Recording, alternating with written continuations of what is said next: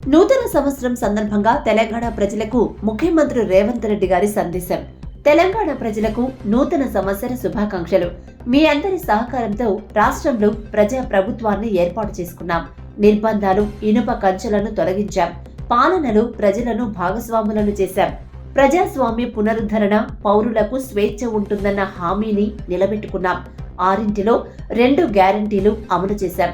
కొత్త ఏడాదిలో మిగతా గ్యారంటీల అమలుకు సిద్ధంగా ఉన్నాం. అర్హులైన ప్రతి ఒక్కరికి సంక్షేమం అందాలి. అభివృద్ధిలో రాష్ట్రం అగ్రభాగాన ఉండాలన్నది మన ప్రభుత్వ ఆకాంక్ష.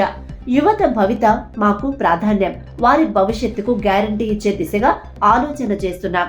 ప్రాథమిక విద్య నుండి ఉన్నత విద్య వరకు సమూల ప్రక్షాళనకు ప్రభుత్వం సిద్ధంగా ఉంది. రైతుల విషయంలో ఇచ్చిన ప్రతి మాటకు కట్టుబడి ఉన్నాం. ఈ నూతన సంవత్సరం రైతు, మహిళ, యువతనామ సంవత్సరంగా సంకల్పం తీసుకున్నాం. ప్రజా పాలనకు అనుగుణంగా వ్యవస్థల పునర్వ్యవస్థీకరణ జరుగుతోంది.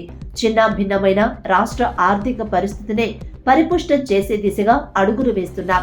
ఆర్థిక, విద్యుత్తు రంగాలలో వాస్తవ పరిస్థితులను శ్వేతపత్రాల ద్వారా మీ ముందు ఉంచాం. త్వరలో సాగునీటి రంగంలో జరిగిన అవినీతిపై కూడా శ్వేతపత్రంతో వాస్తవాలు వెల్లడిస్తాం. గత ప్రభుత్వంలో జరిగిన అవినీతిపై చర్యలు తీసుకుంటామని, దోపిడీకి గురైన తెలంగాణ ప్రజల సంపదను తిరిగి రాబడతామని మాట ఇచ్చాం. ఆ దిశగా చర్యలు మొదలుపెట్టాం.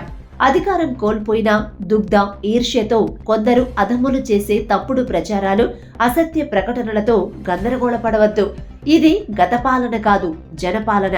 ప్రతి పౌరుడు ఈ ప్రభుత్వాన్ని చేరుకునేందుకు 24 గంటలు ద్వారాలు తెరిచి ఉంటాయి.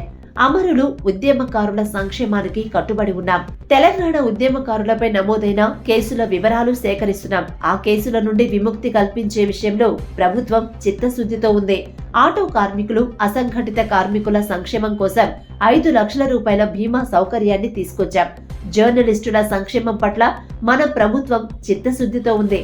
తెలంగాణ కోటి రతనాల వీణగా, కోట్లాది ప్రజల సంక్షేమ వాణిగా అభివృద్ధిలో శిఖరాగ్రాన నిలవాలని ఆకాంక్షిస్తున్నా.